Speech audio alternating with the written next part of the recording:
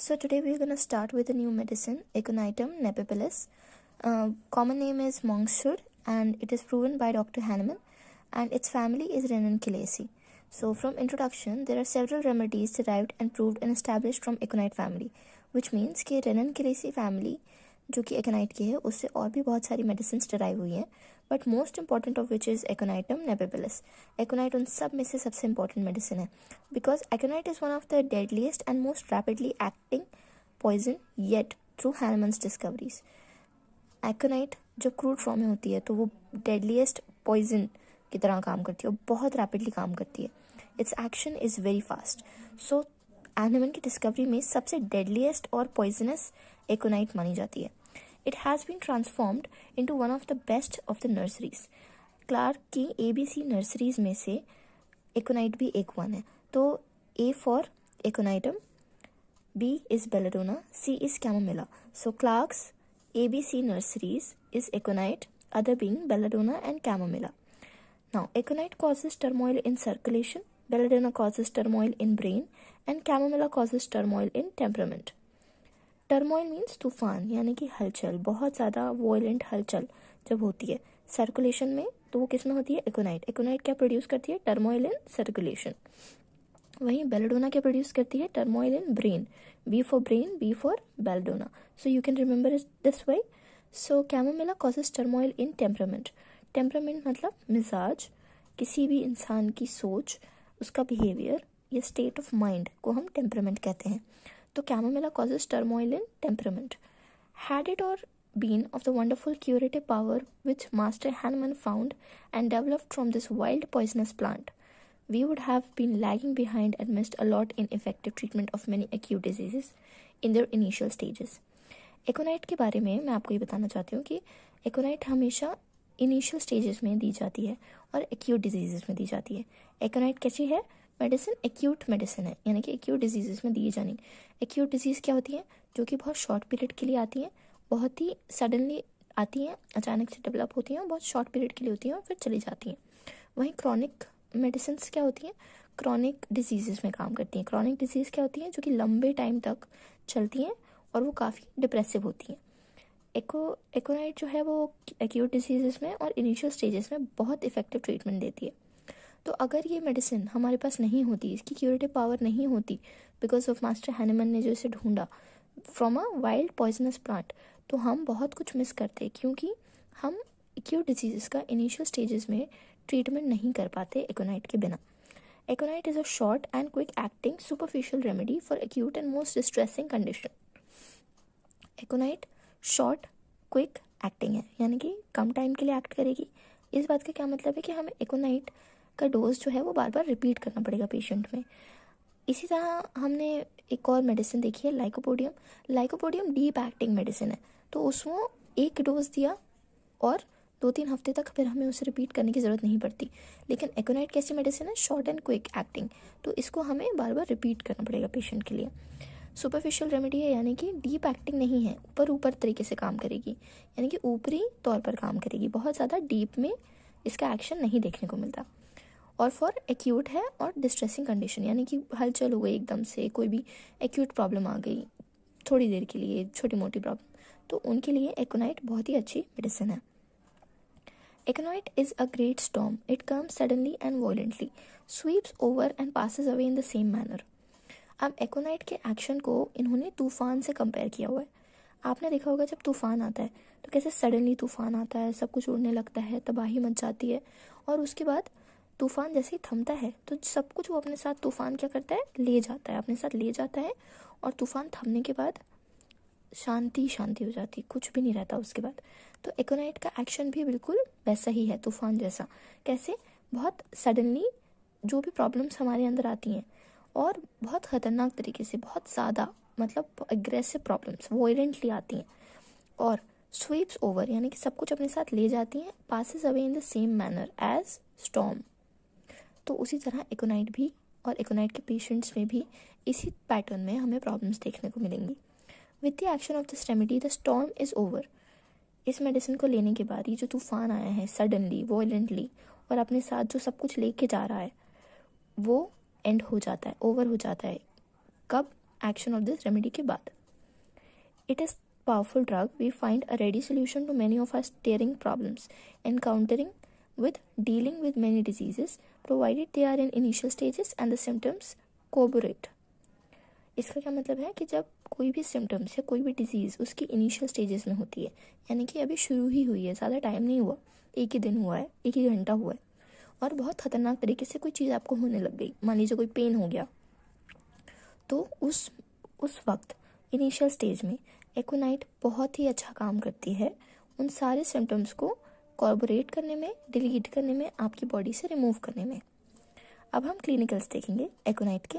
तो initial stages में किसी भी एक्यूट डिजीजेस में, जैसे कि apoplexy, asthma, chest affection, chicken pox, cholera, convulsions, epilepsy, croup, cough, diarrhoea, dropsy, dysentery, amenorrhoea, dysmenorrhea, bad effects of fear and fright, fever, headache, heart affections, inflammation, menses, pneumonia, suppression of urine, vertigo, etc.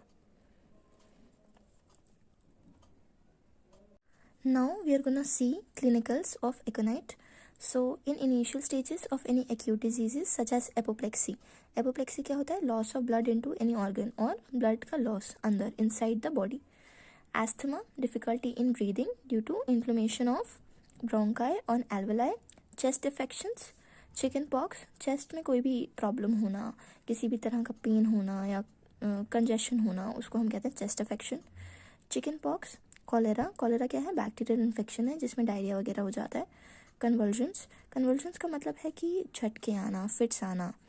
Epilepsy भी वही है, same. Conversion and epilepsy are almost similar things. इसमें इंसान को fits और seizures आते हैं। Croup is what? It is collective cough. Diarrhoea is what? Loose stool. Dropsy, dysentery means diarrhoea with the emission of blood भी आएगा stool के साथ। Amenorrhoea is what? Absence of menstrual cycle, मतलब female will not get her menses for 1 or 2 months or 3 months or a longer period, so there will be absence of menses. Dysmenorrhea is what? Painful periods. Before, during or after menses there is immense pain while the menses is ongoing. Bad effects of fear and fright, कोई भी problem जो fear और fright के बाद आती है वो सारी bad effects because of fear and fright. Fever, headache, heart affections, inflammation, menses, pneumonia, suppression of urine और vertigo मतलब चक्कर आना। Now we will see sphere of action. Perhaps there may not be any organ, tissue or system in the body which is not susceptible to this action of this remedy. Still it predominantly acts upon cerebrospinal nervous system, brain series, mucous membrane, blood, cardiovascular system, etc. जो एकोनाइट है वो actually पूरी body पे ही काम करती है, तो इसलिए ऐसा नहीं कह सकते कि ये यहाँ पर काम करेगी या यहाँ पर काम नहीं करेगी, पर ये बहुत ज़्यादा अच्छा काम करती है सेरेब्रोस्पाइनल नर्वस सिस्टम पे, ब्रेन सीरस पे, म्यूकस मेम्ब्रेन्स पे, ब्लड पे और कार्डियोवैस्कुलर सिस्टम पे, यानी कि हार्ट पे, सर्कुलेटरी सिस्टम पे, इस सब पे। तो ये इसका स्फीयर ऑफ एक्शन है, यानी कि इन जगहों पर इन सिस्टम्स पे एकोनाइट का बहुत ही अच्छा फंक्शन देखने को मिलता है। Now pathogenesis. Aconite causes turmoil in circulation. It is capable of irritating brain, cerebrospinal nervous system, producing excited activities of the circulation, paralyzing the capillaries, resulting in tension, congestion with tendency towards inflammation. ये क्या करती है? Turmoil in circulation, यानी कि circulation में तूफान लेके आ जाती है, ब्रेन को इरिटेट करती है क्रूड फॉर्म में, यानी ये पैथोजेनेसिस है, यानी कि ये मेडिसिन नहीं कर रही है। मेडिसिन बनने से पहले जो उसका एक्यूट फॉर्म है वो क्या क्या करता है और जो वो करता है उसी को ठीक करने की कैपेबिलिटी भी रखता है, इसलिए हम उसको होम्योपैथी में इंक्लूड करते हैं। तो it can produce irritation in brain, cerebrospinal nerves में ये इरिटेशन और बहुत ज़्यादा एक्टिविटी को इन्हांस कर देता है, बहुत बढ़ा देता है उसकी एक्टिविटी को, हर जगह सर्कुलेशन बढ़ जाता है, मतलब ब्लड का फ्लो बहुत ज़्यादा बढ़ जाता है। पैरालाइज कर देता है कैपिलरीज को, जो रिजल्ट करता है टेंशन में। अब टेंशन आ जाएगा, क्यों? कैपिलरीज पैरालाइज हो गई, यानी कि वो डायलेट भी नहीं हो पा रही हैं और कंस्ट्रिक्ट भी नहीं हो पा रही हैं, तो क्या होगा? टेंशन डेवलप हो जाएगा कैपिलरीज में, कंजेशन हो जाएगा, बहुत ज़्यादा ठसाव और भरा भरापन, हैवीनेस फील होगी और इन्फ्लेमेशन की टेंडेंसी होगी। अब जब वो बड़ी नहीं हो पा रही है, कंट्रिक्ट नहीं हो पा रही है, तो ब्लड कैसा होगा? वहाँ पे जब ब्लड का प्रेशर बढ़ेगा तो टेंशन बढ़ेगा, और टेंशन बढ़ेगा तो वहाँ पे इन्फ्लेमेशन भी हो सकता है। So the genius of highly useful remedy is through mental sphere. It always important to consider the mental symptoms. Its actions are hard to retard the intensity of its function. एकोनाइट बहुत ही अच्छा काम करती है mental symptoms पे।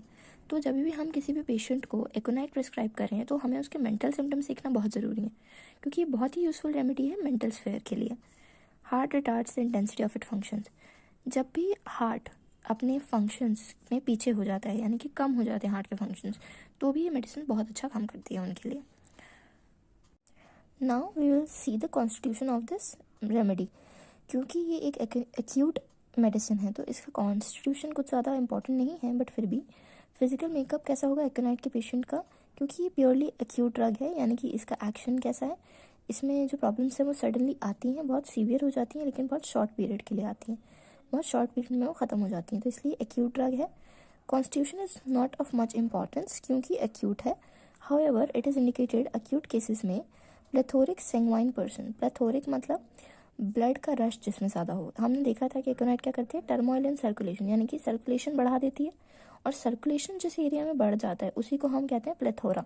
जैसे abdominal में circulation बढ़ गया ब्लड का, ब्लड की क्वांटिटी बहुत ज़्यादा है, सर्कुलेशन ज़्यादा है तो एब्डोमिनल प्लेथोरा, ब्रेन में है तो brain plethora.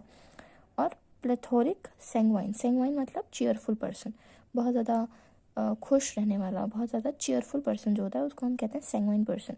With rigid fibres, यानी कि टफ भी होगा, डार्क हेयर होंगे उसके, एंड आइज़, आइज़ कैसे होंगी और हेयर कैसे होंगे, डार्क कलर की। फुल ऑफ प्लेथोरिक हैबिट्स, यानी कि फुल ऑफ रेडनेस देखने को मिलेगी। फेयर होगा। Who leads to a sedentary life. Sedentary life का क्या मतलब होता है, ऐसे लोग जो एक ही जगह पे बैठ के काम करते हैं, एक ही तरह का रिपीटेडली काम करते हैं, जैसे कि ऑफिस में जो लोग जाते हैं वो दिन भर क्या करते हैं, लैपटॉप या कंप्यूटर्स के सामने बैठ के सिर्फ सारा दिन बैठे रहते हैं, उनकी फिजिकल एक्टिविटी कुछ नहीं होती है, तो वो कैसी लाइफ जी रहे हैं, सेडेंट्री लाइफ। सेडेंट्री का मतलब क्या होता है, रुका हुआ या थमा हुआ, एक ही जगह पे रुके हुए लोगों को क्या कहते हैं, सेडेंट्री लाइफ। वहीं पे वैसे लोग जो बहुत ट्रैवल कर रहे हैं, बहुत यहाँ वहाँ जाते हैं, उनका ऑक्यूपेशन कैसा है, सेडेंट्री नहीं है उनका, उनकी लाइफ सेडेंट्री नहीं है। जो मजदूर होते हैं, जो काम करते हैं, ऊपर नीचे बहुत फिजिकल एक्टिविटी करते हैं, they don't lead a sedentary life. But जो ऑफिस गोइंग पीपल होते हैं, कॉर्पोरेट्स में काम करते हैं, वो सेडेंट्री लाइफ जीते हैं। तो एकोनाइट का पेशेंट भी कैसा होगा, सेडेंट्री लाइफ जीता होगा। Who are most in need of aconite are strong robust people.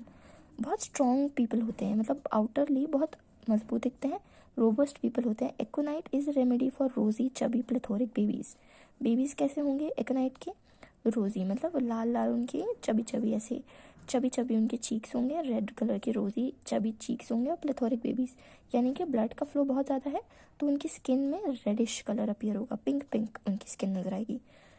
Now temperament, temperament is what, sanguine temperament. Sanguine person था, सैंग्वाइन टेम्परामेंट है, बिकॉज टेम्परामेंट यानी कि उसका बिहेवियर, उसका मिजाज कैसा है, चीयरफुल, हैप्पी हैप्पी रहेगा वो। So sanguine temperament. Relation with heat and cold, no definite stamping can be made in this respect. Still aconite seems to be a warm blooded patient. Warm blooded is what, कि उसको गर्मी से problems हो सकती हैं, but ऐसा कुछ इसमें क्लियर नहीं है। It can be hot also, it can be cold also. Now we will see the miasm. Psora is in the miasm in the background. Psora is the miasm in the background, यानी कि हमें पता है 3 मियाज्म होते हैं, सोरा, syphilis and साइकोसिस। सो एकोनाइट कौन से मियाज्म की मेडिसिन है, सोरा मियाज्म की।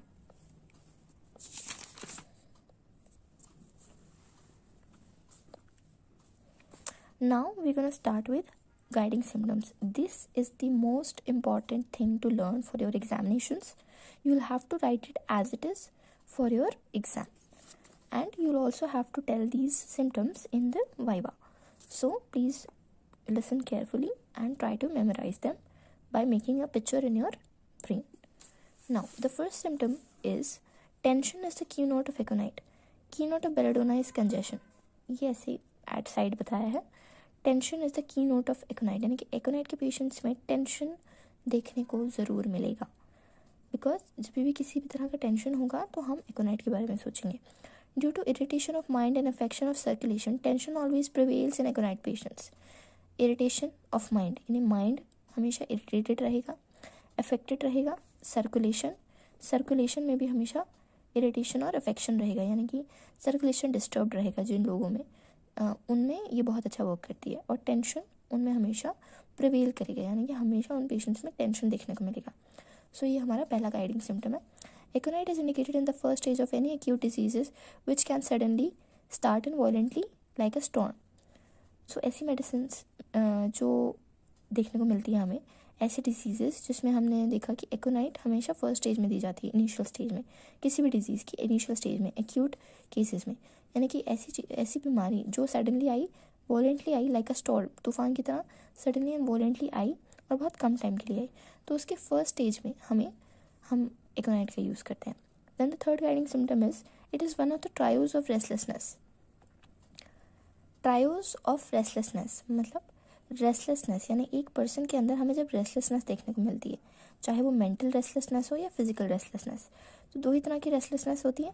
यानी कि पेशेंट एक जगह पर नहीं रह सकता, एक कॉन्सेंट्रेशन के साथ नहीं सोच सकता एक चीज़।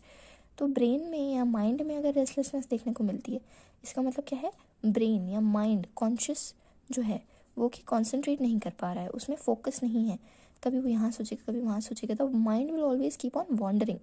सो there is restlessness of mind, over thinking and taking stress with small things, तो this is called mind stress restlessness. And which is physical restlessness means the patient can not stay in one place, बैठ नहीं पाएगा एक जगह, खड़ा नहीं रह पाएगा, he will always keep on moving. If he's sitting, he'll stand up. He's standing, then he keeps on walking. If he's lying down on bed, then he keeps on changing his position during sleep. So this is called physical restlessness. Other being arsenic and rust ox. So trios of restlessness में कौन कौन है? Aconite, arsenic and rust ox. A very major and important question which is asked in Viva frequently is किस तरह की restlessness देखने को मिलती है Aconite, arsenic और rust ox में? तो Aconite में हमें हमेशा मेंटल रेस्टलेसनेस देखने को मिलती है। क्यों? क्योंकि ये मेंटल स्फेयर पे बहुत अच्छा वर्क करती है, ये पूरी मेंटल स्टेट के लिए मेडिसिन है, टेंशन इसका की नोट है, तो ये पूरे माइंड पे वर्क कर रही है, ब्रेन पे वर्क करती है। So aconite patients move quite frequently because physically he is very strong, he can move about. तो इसमें एकोनाइट में मेंटल रेस्टलेसनेस देखने को मिलती है। आर्सेनिक पेशेंट में हमें mental as well as physical restlessness देखने को मिलती है, and rhus tox is majorly physical restlessness. So patient is very much restless. Aconite की बात हो रही है. The aconite patient is very much restless, cannot remain in one place. He is full of energy, vigor and strength. As such, move frequently from place to place. Aconite patient moves quite frequently because physically he is very strong. He can move about. But arsenic patient, the patient is too weak to move, although he wants to. And rust ox patient will also have physical restlessness. So you'll always remember that aconite will have mental restlessness, arsenic patient will have both physical and mental restlessness, and rust ox patient will have the physical restlessness. So there is great fear and anxiety of mind. So what is the fourth guiding symptom? That there is great fear and anxiety of mind. Fear and anxiety देखने को मिलेगी इन patients में। intense nervousness बहुत ज़्यादा होगी, and the very face of the aconite expresses fear, and this remedy is curative of elements from fright, mental और फिजिकल। जब भी किसी भी वजह से, डर की वजह से या बहुत ज़्यादा शॉक हो जाने की वजह से कोई भी प्रॉब्लम हमारी बॉडी में आती है, डर गए, हार्ट बीट बहुत तेज़ हो गई, डर गए, बेहोश हो गई, या किसी भी तरह की ऐसी प्रॉब्लम जो डर की वजह से आ रही है, फियर की वजह से आ रही है, सो एकोनाइट इसमें बहुत अच्छा वर्क करती है। So the patient tosses about in agony and life is rendered miserably by fear. उन पेशेंट्स में हमेशा हर चीज़ का डर लगा रहता है, या तो फ्यूचर के बारे में सोच के डरते रहेंगे, या किसी भी चीज़ को लेके, छोटी से छोटी चीज़ को लेके उनके अंदर डर बैठा रहता है। So the patient tosses about in agony, यानी कि हमेशा चिंता लगी रहती है अपनी लाइफ के बारे में, और life is rendered miserably by fear, पूरी ज़िंदगी में उनकी डर बैठा रहता है, पूरी लाइफ, थ्रू आउट लाइफ उनके अंदर हर चीज़ को लेके डर बैठा रहता है। तो इस तरह के पेशेंट्स में एकोनाइट बहुत अच्छा काम करती है। ना fear and fright are the most characteristic manifestation. Fear और फ्राइट, डर लगना और बहुत ज़्यादा घबरा जाना डर के साथ, इसको हम कैरेक्टरिस्टिक मानते हैं एकोनाइट का। जो भी पेशेंट्स एकोनाइट के हैं उनके अंदर ये मैनिफेस्टेशन ज़रूर देखने को मिलेगा कि उनके अंदर डर होगा, घबराहट होगी, एंजाइटी होगी, परेशानी होगी, चिंता होगी उनके अंदर। So aconite fear of death even predicts the time of death. This is also very important point for your examination, that aconite patients के अंदर fear of death होता है, और वो टाइम भी प्रिडिक्ट कर लेते हैं कि वो कब मरने वाले हैं। एक्चुअली एकोनाइट पेशेंट्स के अंदर क्लियर वॉयंस देखने को मिलता है। क्लियर वॉयंस क्या होता है? I don't know if it's written here और not, but I will write it for you. Clairvoyance, this is what clairvoyance, यानी कि एकोनाइट पेशेंट्स के अंदर हमें क्लियर वॉयंस देखने को मिलता है। इसका मतलब क्या है? दिव्य दृष्टि। दिव्य दृष्टि किसको बोलते हैं? कि हमें पहले से ही पता चल जाना कि आगे फ्यूचर में हमारे साथ क्या होने वाला है, या तो हमारे ड्रीम्स में दिख जाना या फिर हमें उस चीज़ का एहसास हो जाना। So that is what clairvoyance. So aconite patients में क्लियर वॉयंस होती है। So they have a fear of death. हर चीज़ में फियर एंड एंजाइटी है। So there will be fear of death, यानी कि मरने से डर लगना। एंड इवन प्रिडिक्ट्स, यानी कि टाइम भी बता देता है वो कि डेथ कब होने वाली है। अगर उनके पेशेंट के कमरे में there is a clock, so he will tell you that whenever ये जो क्लॉक का हैंड है ये 12 बजे आएगा, 12 बजे पे आएगा या 2 बजेंगे जब, तो मैं मर जाऊंगा। ये टाइम भी अपनी डेथ का प्रिडिक्ट करते हैं। जबकि आर्सेनिक पेशेंट्स में द पेशेंट के अंदर फियर ऑफ डेथ होता है, यानी आर्सेनिक पेशेंट्स के अंदर भी फियर ऑफ डेथ होता है। बट आर्सेनिक पेशेंट और एकोनाइट पेशेंट के अंदर डिफरेंस क्या है? दोनों के अंदर फियर ऑफ डेथ है, but arsenic patient feels that the disease is fatal and he is surely going to die. But the difference is that the arsenic patient does not predict the time of death and he feels that any medicine, hence no doctor, and any disease is incurable and fatal. Therefore, there is no use of taking any medicines, hence no doctor is to be called. Okay? So the arsenic patient और एकोनाइट patient के बीच में difference क्या है? दोनों को fear of death है, fear of death दोनों में है। But एकोनाइट patient predicts the time of death, arsenic patient does not predict the time of death. Arsenic patient को क्या लगता है कि उसकी जो डिजीज़ है वो इनक्योरेबल है, यानी कि उसको ठीक नहीं किया जा सकता और इस डिजीज़ की वजह से वो मर जाएगा। इसलिए कोई मेडिसिन खाने का कोई फ़ायदा नहीं है, डॉक्टर को बुलाने का कोई फ़ायदा नहीं है, वो किसी भी हालत में मरने ही वाला है, इसलिए उसके अंदर फियर ऑफ डेथ है। जबकि एकोनाइट पेशेंट कैसा है? फियर ऑफ डेथ है, टाइम भी प्रिडिक्ट कर रहा है कि मैं इस वक्त इस टाइम पे मर जाऊंगा, लेकिन वो ऐसा नहीं कह रहा है कि डॉक्टर को मत बुलाओ। ही will say that call the doctor immediately, अभी के अभी डॉक्टर को बुलाओ, अगर मैंने सही दवा टाइम पे नहीं खाई तो मेरी डेथ हो जाएगी। So he wants the doctor to be called immediately. So ये दो बहुत ही मेजर डिफरेंस है between aconite and arsenic patients. So now sixth guiding symptom is dry and hot skin with rare sweat. So aconite patients की जो skin होती है बहुत ड्राई होती है, हॉट फील होती है स्किन, और स्वेटिंग बहुत रेयरली होती है। When there is sweat it is only the part rested upon. अगर स्वेटिंग होती भी है तो उन्हीं पार्ट पे स्वेटिंग होती है जिस पे वो लेटा होता है, जो उसके दबे होते हैं, दबे हुआ जो हिस्सा होता है जिस पे वो लेटा हुआ है उस पे स्वेटिंग देखने को मिलती है। Now the seventh, so according to Nash, aconite is one of the greatest pain remedies. His trios of pain remedies are aconite, chamomilla, and coffea. Earlier also, we saw that it is one of the trios of restlessness. Nash trios of restlessness: aconite, arsenic, and rust ox. Here again, aconite is one of the Nash trios of pain remedies. यानी कि pen का भी Nash trios में aconite का नाम है. Aconite, chamomilla, and coffea. So, aconite screams with pain. Pains are intolerable. They drive him crazy. He becomes very restless at night, and the pain is often associated with numbness. यानी कि pen इतना ज़्यादा खतरनाक, violent, aggressive होता है that aconite patient will scream, चिल्लाएगा दर्द से, एंड इट इज़ इनटॉलरेटेबल, बर्दाश्त नहीं होगा pain, and drive him crazy, उसको वो उस पेन से वो पागल होगा, and he becomes very restless at night, बहुत ज़्यादा बेचैनी, रेस्टलेसनेस होगी रात के वक्त में। The pain is often associated with numbness, सुन हो जाएगा वो हिस्सा जहाँ पे उसे दर्द हो रहा है। ये सेम चीज़ कैमोमिला में भी देखने को मिलती है और प्लैटिनम में भी देखने को मिलती है। Now excessive sensitiveness to the least touch. Now pain कैसा है? बहुत ज़्यादा, सो बहुत ज़्यादा सेंसिटिवनेस हो जाएगी क्योंकि पेन इतना ज़्यादा है कि वो नहीं चाह रहा कि उस पार्ट को टच किया जाए। सो एक्सेसिव सेंसिटिवनेस हो जाएगी टू लीस्ट टच, एकदम टच भी नहीं कर सकते उस पार्ट को, which is very sensitive to touch.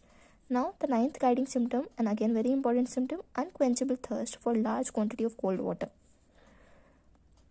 ना बुझने वाली प्यास, यानी कि पानी पीता जाएगा large quantity of water, of cold water, ठंडा पानी लार्ज क्वांटिटी में पीता जाएगा बट प्यास नहीं बुझेगी। Now the third and the 10th guiding symptom, there is active hemorrhage from any part of the body, both internal external, uterus और other places in stout plethoric patient. Stout मतलब छोटी height वाले जो patients होते हैं उनमें active haemorrhage यानी कि कहीं से भी ब्लीडिंग होना शुरू हो जाएगी. हेमरेज क्या होता है? ब्लीडिंग, किसी भी पार्ट से ब्लड का लीक होना, ब्लीड होना, कट लग गया, खून बह रहा है, हेमरेज. अंदर इंटरनल भी हो सकता है और एक्सटर्नल भी हो सकता है. तो किसी भी पार्ट में हेमरेज होना, उसमें एक्टिव हेमरेज होना, यानी कि यूट्रस से या किसी भी अदर प्लेस से. क्योंकि प्लेथोरिक पेशेंट है. कैसा पेशेंट है? प्लेथोरिक, यानी कि ब्लड का फ्लो बहुत ज़्यादा है, तो जहाँ भी कट लगेगा बहुत फ्रीक्वेंटली हेमरेज होने की टेंडेंसी है. सो कैरेक्टर ऑफ द ब्लड कैसा होगा? Pure bright red. ब्लड कैसा होगा? ब्राइट दिखेगा, ब्राइट रेड कलर का. Accompanied by the fear of death and nervous excitability. Fear of death हमें पता है कि फियर ऑफ राइट तो पूरी ही कॉन्स्टिट्यूशन में हमें देखने को मिल रहा है. तो ब्राइट रेड कलर का ब्लड है, और जैसे ही ब्लड आएगा या कहीं से भी ब्लड हेमरेज होगा तो उसके अंदर क्या आ जाएगा? फियर ऑफ डेथ, कि उसको लगेगा कि इसके हेमरेज की वजह से मैं मर सकता हूँ. और नर्वस एक्साइटेबिलिटी आ जाएगी, बहुत ज़्यादा नर्वस हो जाएगा patient. Now the 11th guiding symptom is the face of एकोनाइट patient is red और रेड पेल ऑल्टरनेटिवली. पेशेंट कैसे है? प्लेथोरिक है, तो ब्लड का फ्लो बहुत ज़्यादा है, इसलिए पूरी स्किन कैसी दिखती है? रेड दिखती है. लेकिन इट ऑल्टरनेट्स विथ पेल, यानी कि कभी रेड दिखेगा कभी पेल दिखेगा. पेल यानी कि येलोइश स्किन दिखना, यानी कि जब खून हमारी बॉडी में कम हो जाता है तो हमारी स्किन पेल हो जाती है, येलो दिखने लगती है. तो ये कभी रेड दिखेगी कभी येलो दिखेगी alternatively. Anxious affected expression. Expressions कैसे होंगे पेशेंट के? बहुत ज़्यादा घबराए हुए और डरे हुए, और घबराहट और डर उसके चेहरे पे एक्सप्रेशंस के थ्रू देखने को हमें विजिबली मिलेगा. सेंसेशन ऑफ फेस ग्रोइंग और स्वेलिंग. ऐसा लगेगा उसको कि चेहरा जो है मेरा वो बड़ा हो रहा है, फूल रहा है, स्वेलिंग आ रही है. On rising the red face becomes deathly pale, he feels dizzy. जब वो लेटा रहेगा और लेट के जैसे उठेगा तो जो रेड फेस है, वो जो फेस लाल लाल दिख रहा था खून भरा हुआ जैसा, वो जब उठेगा तो वो कैसा हो जाएगा? डेथली पेल, यानी कि मरने के बाद कैसी स्किन हो जाती है? पीली पड़ जाती है. क्यों? क्योंकि खून का फ्लो बंद हो जाता है. तो वैसा फेस देखने को मिलेगा जैसे कि डेथ हो गई. एंड ही फील्स डिजी, यानी कि उसके सर में ऐसे हल्का हल्कापन फील होगा. Now the 12th point of guiding symptom is aggravation and ambulation. This is what general modalities. So aggravation मतलब किन चीज़ों से समस्या बढ़ जाती है, किन चीज़ों से उसकी प्रॉब्लम्स बढ़ जाती हैं. तो शाम के वक्त और रात के वक्त, स्पेशली रात में और शाम में उसकी सारी प्रॉब्लम्स बढ़ जाएंगी. एम्बुलेशन किस किस चीज़ से है? यानी कि आराम. आराम किस किस चीज़ से मिलता है? तो अनकवर करने से और ओपन एयर से, यानी कि ठंडी खुली हवा बाहर जाएगा, बाहर निकलेगा घर से खुली हवा में, तो एम्बुलेशन होगा. यानी कि सर दुख रहा है तो ठीक हो जाएगा, दर्द हो रहा है तो उसमें आराम मिलेगा. अनकवरिंग से, यानी कि कवर करके रखेगा तो प्रॉब्लम होगी, लेकिन खोल देगा, अनकवर करेगा अपनी बॉडी पार्ट को, जहाँ भी प्रॉब्लम है, दर्द है, तो एम्बुलेशन मिलेगा, यानी कि आराम मिलेगा. Now the 13th guiding symptom is Aconite is a drug for congestion state, inflammation before localization take place. इसका क्या मतलब है? कंजेस्टिव स्टेज ऑफ इन्फ्लेमेशन, यानी कि इन्फ्लेमेशन में स्टेजेस होती हैं. क्या क्या होती हैं? इन्फ्लेमेशन जब होता है तो स्किन कैसी होती है? रेड होती है, गर्म हो जाता है वो, इससे हॉट होती है, कंजेशन देखने को मिलता है और स्वेलिंग देखने को मिलती है. तो कंजेस्टिव स्टेट में जब लोकलाइजेशन अभी नहीं हुआ, उससे पहले कंजेस्टिव स्टेट में एकोनाइट बहुत अच्छा वर्क करती है. Paralysis from exposure to dry cold wind, यानी कि ठंडी हवा, जब सर्दियों में जो ठंडी हवा चलती है उसकी वजह से, वो उसके एक्सपोजर से ठंडी हवा लग गई और उसकी वजह से पैरालिसिस हो गया, तो एकोनाइट बहुत अच्छा वर्क करती है. कब? इनिशियल स्टेजेस में, यानी कि आप बाहर गए, ठंडी हवा में गए, आपको ठंडी हवा लगी, आप अकड़ गए, उसके बाद आपको पैरालिसिस हो गया, तो आप फ़ौरन एकोनाइट ले सकते हैं, उससे आपको फ़ौरन रिकवरी देखने को मिलेगी. Now I am going to start with a very important topic, mind, which is the 15th guiding symptom of aconite. हमें पता है कि aconite मेंटल स्फेयर की रेमेडी है, मेंटल डिजीजेस पे बहुत अच्छा काम करती है. फियर और एनजाइटी इन सब चीज़ों के लिए बहुत ही अच्छी मेडिसिन है. टेंशन इसका की नोट है. तो अब हम माइंड देखने जा रहे हैं, और माइंड बहुत इंपॉर्टेंट है. अलग से 5 मार्क्स के क्वेश्चन में, एग्जामिनेशन में और वाइवा में पूछा जाता है. Aconite patients have a peculiar mental symptom which are as follows. There is great fear and anxiety of mind with great nervousness, excitability which run throughout the whole drug. Aconite patients में fear, anxiety, mind की, और nervousness, excitability, हर चीज़ से डर जाना, घबरा जाना, चिंता, tension, ये सब बहुत ज़्यादा देखने को मिलता है, और पूरे कॉन्स्टिट्यूशन में देखने को मिलता है, यानी थ्रू आउट हर चीज़ में उसके अंदर डर, नर्वसनेस और एनजाइटी होगी. Now very face of एकोनाइट patient expresses the fear, यानी कि पेशेंट का चेहरा देख के ही उसका चेहरे में एक्सप्रेशंस कैसे होंगे, डर के, घबराहट की, एंशियस होगा उसका चेहरा। तो उसको देखते से ही हमें, एकोनाइट पेशेंट का चेहरा देखते से ही हमें इंडिकेट हो जाएगा कि ये एकोनाइट का पेशेंट है। क्यों? क्योंकि उसके चेहरे के एक्सप्रेशंस ही डर वाले होंगे, डर दिख रहा होगा उसके चेहरे पे। So now एकोनाइट patient has a fear of death in any acute diseases, fear of darkness, fear of bed, fear of ghost, fear of going out, fear of going into crowd where there is any excitement or people, fear to cross street, fear to cross a bridge, fear of death in pregnancy।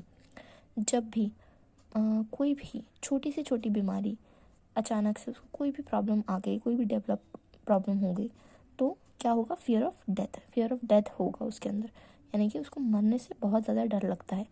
Darkness यानी कि अंधेरे से डर लगना, bed से डर लगना, सोने जाएगा तो भी उसको डर लगेगा, उसको भूत, ये सब घोस्ट वगैरह जो होते हैं उनसे डर लगता है।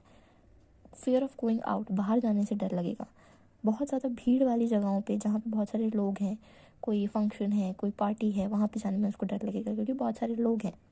फियर ऑफ एनी एक्साइटमेंट, यानी कि अगर हम उसको बोलेंगे कि तुम्हारे लिए सरप्राइज़ है तो वो तो खुश होने वाली बात है ना, लेकिन उसमें भी एकोनाइट के पेशेंट को क्या लगेगा, डर लगेगा। तो किसी भी एक्साइटमेंट से या बहुत सारे लोगों को देख के या मिलने से, क्राउड में जाने से, भीड़ में जाने से उसको डर लगता है। क्रॉसिंग स्ट्रीट, यानी कि रोड क्रॉस करने में उसे डर लगेगा। क्या डर है, रोड क्रॉस करते करते मेरा एक्सीडेंट ना हो जाए, मैं मर ना जाऊँ, क्योंकि अल्टीमेटली क्या है, फियर ऑफ डेथ है। फियर ऑफ डेथ ही है ना उसके अंदर हर चीज़ में। तो स्ट्रीट क्रॉस करने में डर लगेगा, ब्रिज क्रॉस करने में डर लगेगा। फियर ऑफ डेथ होगा प्रेगनेंसी में, यानी कि वुमेन जब एकोनाइट की फीमेल पेशेंट प्रेगनेंसी से गुजरेगी तो भी उसके अंदर क्या होगा, fear of death. There are numerous remedies having fear of death but the peculiarity of aconite is clairvoyance. मैंने आपको बताया था कि एकोनाइट पेशेंट्स के अंदर क्लियरवॉयंस देखने को मिलती है, मतलब दिव्य दृष्टि, यानी कि आने वाला टाइम में क्या होने वाला है उसको पहले ही बता देना, प्रिडिक्ट कर लेना। ये कैपेबिलिटी एकोनाइट पेशेंट्स के अंदर देखने को मिलती है और यही एकोनाइट पेशेंट की पेक्युलरिटी है। पेशेंट में predict the date and even the hour of death, यानी कि patient, if a clock in the patient's room he will say that the hand reaches a particular point he will be nothing but a corpse. इसका क्या मतलब है कि patient के कमरे में जो घड़ी लगी होगी तो वो बताएगा कि इसका कांटा जब इस पॉइंट पर आएगा तो मैं कुछ नहीं, बस एक जिंदा नहीं, एक लाश बन के रह जाऊंगा, मैं मर चुका हूँगा इस पॉइंट पर। तो यानी कि वो टाइम के साथ साथ, डेट के साथ साथ अपनी डेथ को प्रिडिक्ट करता है। ये एकोनाइट पेशेंट की पेक्युलरिटी है उसके मेंटल सिम्टम्स में। The patient is very striking, peculiar to aconite only. It is the aconite patient who calls his friend around him and takes leave of them. मतलब वो अपने सारे दोस्तों को, रिश्तेदारों को घर पे बुलाएगा आखिरी बार उनसे मिलने के लिए। क्यों? क्योंकि उसको पता है कि वो इस डेट पे, इस घंटे पे, इस टाइम पे वो मर जाएगा, इसलिए वो सबसे विदा लेने के लिए, सबसे मिलने के लिए सबको बुलाता है, क्योंकि वो प्रिडिक्ट करता है कि वो इस टाइम पे मर चुका होगा। Such a mental state occurring in the course of any illness causes aconite only. इस तरह की मेंटल स्टेट, इस तरह का कोर्स सिर्फ और सिर्फ एकोनाइट के पेशेंट्स में देखने को मिलता है। The patient seems to be very threatened with sudden and violent death, but recovery is very quick like a great storm, only to be recovered quietly very soon. इसका क्या मतलब है कि पेशेंट्स की सारी प्रॉब्लम, एकोनाइट पेशेंट की सारी problem बहुत सडनली आती हैं और सडनली जाती भी है। क्यों? क्योंकि ये एक्यूट मेडिसिन है, एक्यूट ड्रग है, एक्यूट डिजीज़ में काम आने वाली ड्रग है। तो जो भी पेशेंट की प्रॉब्लम्स हैं, उसको जिन चीज़ों का डर है, जिन चीज़ों का खौफ है, वो सडनली आएंगी, बहुत ख़तरनाक तरीके से आएंगी। डेथ जैसी हालत भी हो जाएगी, ऐसा लगेगा कि ये तो मरने ही वाला है, बट रिकवरी भी इतनी जल्दी होगी जैसे कि तूफान थम जाता है उसके बाद कैसे शांति हो जाती है, जैसे कुछ हुआ ही नहीं था। तो बिल्कुल उसी तरीके से एकोनाइट पेशेंट में भी इसी तरह की स्टेट देखने को मिलेगी। The patient is very much restless, he does everything in great heist. इसका क्या मतलब है कि पेशेंट बहुत रेस्टलेसनेस है, यानी कि उसके अंदर बहुत बेचैनी है, तो वो हर चीज़ कैसे घबराहट में, उलझन में बहुत जल्दी करेगा। क्यों? क्योंकि उसके अंदर बहुत रेस्टलेसनेस है, उसके अंदर पेशेंस नहीं है, उसके अंदर सब्र नहीं है, तो वो बहुत जल्दी हर काम करेगा। Must change position quite often, यानी कि वो एक जगह नहीं बैठ सकता, उसको इतनी बेचैनी है, इतनी रेस्टलेसनेस है कि वो हमेशा अपनी पोजीशन बदलता रहेगा। कभी यहाँ बैठ गया, कभी उठ के वहाँ बैठ गया, कभी वहाँ खड़ा हो गया, लेटा हुआ है तो करवट बदलता रहेगा। एवरीथिंग स्टार्टल्स हिम, यानी स्टार्टल्स का क्या मतलब होता है, हर चीज़ चौंका देती है उसे, हर चीज़ डरा देती है। वो बैठा हुआ है, साइड में एक पेन एक सुई भी गिर गई उसके आसपास तो उस छोटी सी सुई की आवाज़ से भी वो बहुत तेज़ डर जाएगा, उसके दिल की धड़कनें बढ़ जाएंगी, वो बहुत डर जाएगा, उसको घबराहट होने लगेगी, स्वेटिंग होने लगेगी, हर तरह की प्रॉब्लम उसको होने लगेगी। एक छोटी सी आवाज़ से हर चीज़ उसको चौंका देती है, डरा देती है। The patient tosses about in agony and his life is rendered miserable. उसकी लाइफ बहुत ही परेशानी में गुजर रही है। क्यों? क्योंकि उसको हर चीज़ से डर लगता है, उसको हर चीज़ की चिंता है, उसको हर चीज़ में टेंशन होती है, तो हमेशा वो परेशान, घबराया हुआ और डरा हुआ रहता है। Music is unbearable to aconite patient, it makes her sad. Music सुनना, हमें पता है हमारा म्यूज़िक सुनने से मूड अच्छा हो जाता है, हम एंजॉय करते हैं म्यूज़िक को, लेकिन एकोनाइट पेशेंट को म्यूज़िक बर्दाश्त नहीं है। क्यों? क्योंकि जब म्यूज़िक सुनता है तो वो और सैड हो जाता है और दुखी हो जाता है। ये symptom Sabina thuja ग्राफाइटिस nitrum self और नाइट्रम कार्ब में भी देखने को मिलता है। The mental anxiety, the worry, fear accompany most of the trivial symptoms, ailments. Almost certainly, this remedy should never be given in cases where the sickness is borne with patience and calmness.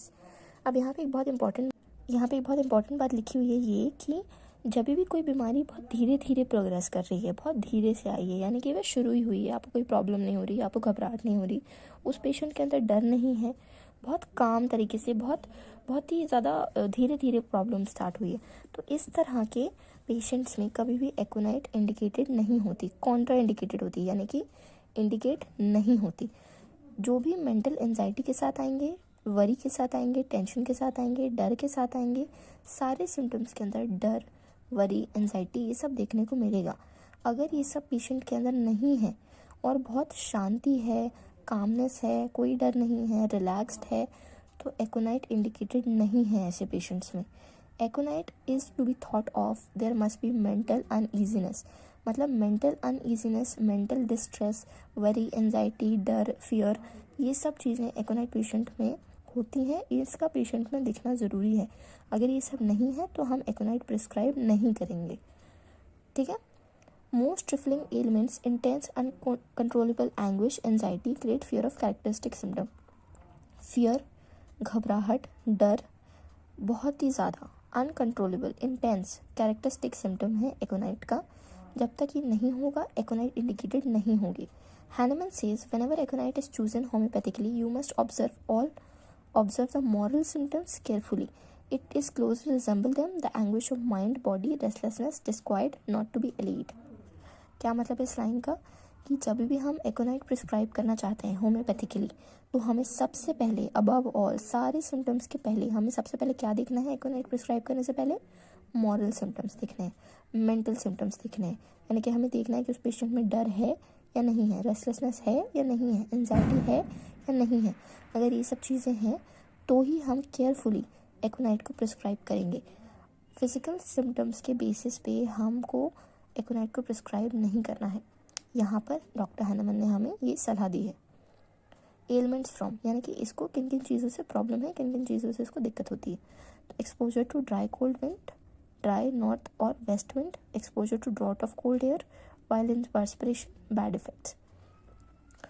ठंडी हवा, सर्दियों में ठंडी हवा चलती है, सूखी हुई ठंडी हवा, यानी कि dryness, dry cold air. North west wind मतलब ये सिर्फ मेटाफोर है कि ठंडी हवा, जो हमें पता है ना नॉर्थ साइड में बहुत ठंड होती है, तो वो जो ठंडी हवा होती है, वो जो ठंड होती है, उसकी वजह से इसको जो प्रॉब्लम्स होती हैं वो सारी प्रॉब्लम्स की वजह ये होती है, ठंड लग जाना, ठंडी हवा लग जाना, या draught of cold air, wild perspiration, यानी कि जब उसको पसीना आ रहा था और वो एकदम ठंडी हवा में चला गया, उसको ठंड लग गई, तो उसको प्रॉब्लम्स उसकी स्टार्ट हो जाएंगी। इन सब की वजह से उसको बैड इफेक्ट्स होते हैं। Now bad effects of check perspiration, fear, fright, shock, heat of sun, excitement, injury, surgical operation.